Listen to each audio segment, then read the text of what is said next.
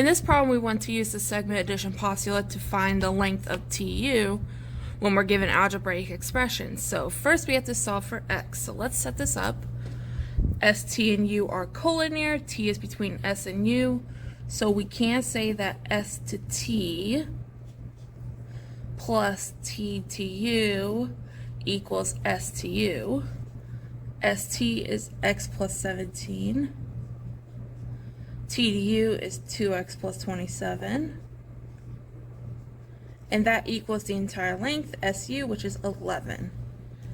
Now we're going to combine like terms. So x and 2x can be added together to get 3x. 17 plus 27 can be added together to give us 44. And that all still equals 11. Now I'm going to go ahead and subtract 44 from both sides to get 3x alone. And we get 3x equals negative 33. Divide both sides by 3. And we get x equals negative 11. Now we go ahead and plug that into TU. So if we look at the original problem here, TU is 2x plus 27.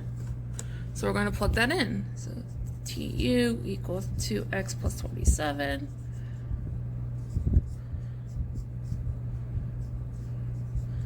Two times negative 11 is negative 22 plus 27. That gives us 5. So TU is equal to 5.